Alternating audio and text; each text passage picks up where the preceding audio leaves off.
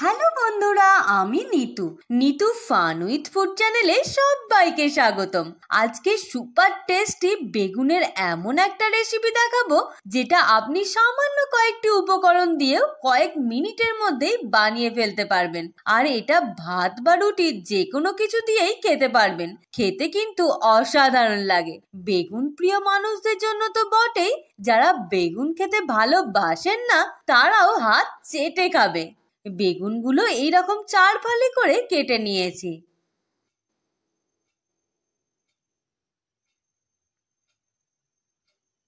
আর এই রেসিপিটার জন্য অবশ্যই আপনারা কচি বেগুন নেওয়ারই চেষ্টা করবেন, এতে কিন্তু বেশি ভালো হয়। প্রথমেই আমি বেগুনগুলো ধুয়ে নিয়েছিলাম, তাও কাটার পর আরো একবার ধুয়ে নিলাম।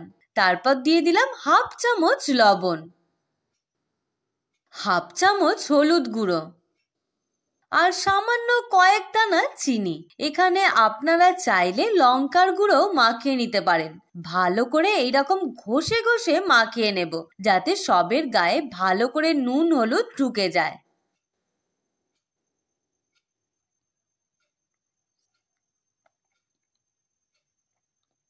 আর এটা রেস্টে রেখে দেব 30 মিনিট মতো।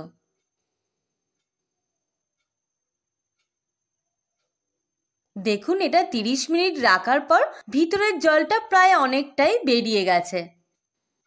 এইবার নিয়ে নেব একটা কড়াই, এতে দিয়ে দেব সাদা তেল আর সরিষার তেল একসাথে, যাতে তেল কম লাগে ভাজতে। এরপর তেলটা একটু গরম হতে দেব। গরম হয়ে এলে একে একে বেগুনগুলো ছেড়ে দেব। এখানে বলে রাখি, বেগুনের সব সময় পিছনের দিকটাই আগে তেলে দিতে হবে, তাহলে কিন্তু তেল অনেকটাই কম লাগে। সোজা দিকটা প্রথমেই দিয়ে দিলে অনেকটা তেল টেনে নেবে।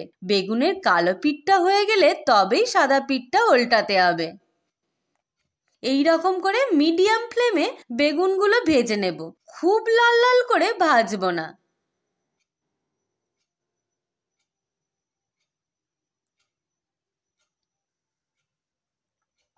ভাজা হয়ে গেছে, এবার তুলে নেব। আর যে বেগুনগুলো ভাজতে বাকি ছিল ওইগুলো ভেজে নেব একই রকম ভাবে।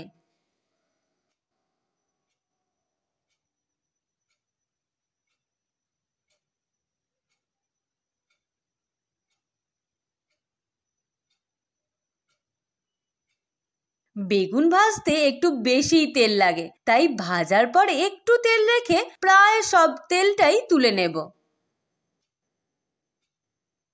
যেটুকু তেল পড়ে আছে ওর মধ্যে দিয়ে দিলাম দুটো শুকনো লঙ্কা। লঙ্কাটা খুব ভালোভাবে ভেজে নিতে হবে। তারপর দিয়ে দিলাম হাফ চামচ কালো জিরে। ভাজা হয়ে গেলে দিয়ে দিলাম 1 চামচ আর একটু আদা, মানে 1.5 চামচ আদা দিয়ে সামান্য পরিমাণ জল দিয়ে দিলাম, যাতে গায়ে না ছেটকায়।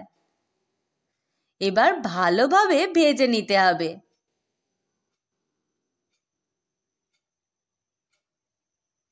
এরপর দিয়ে দিলাম হাফ চামচ লবণ, হাফ চামচ হলুদ গুঁড়ো,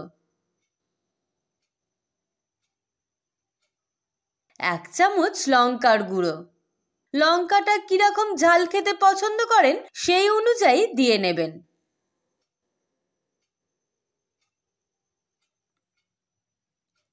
এরপর দিয়ে দিলাম 1 চামচ জিরে গুঁড়ো, দিয়ে ভালো করে কষে নেব যতক্ষণ না একটা সুন্দর গন্ধ বের হচ্ছে।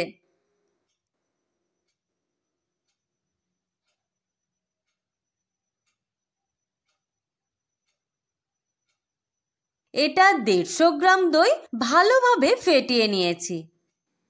এটা ফোটাতে থাকবো যতক্ষণ না তেলটা ভালোভাবে বেরিয়ে আসছে।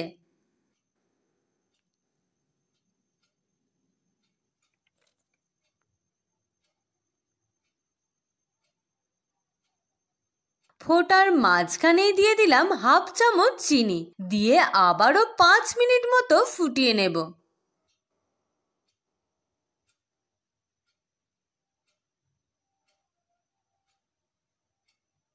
ফোটানো কমপ্লিট হয়ে গেলে দিয়ে দেব হাফ চামচ হোমমেড গরম মশলার গুঁড়ো।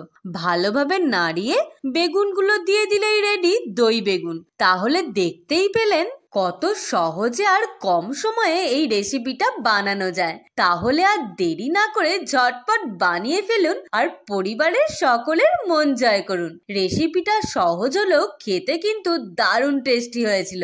ভালো লাগলে please Nitu fun with food চ্যানেলটিকে সাবস্ক্রাইব করে অল বাটনে ক্লিক করে দিন এইরকম সুন্দর সুন্দর রেসিপির ভিডিও পেতে। Thank you. দেখা হচ্ছে পরবর্তী ভিডিওতে।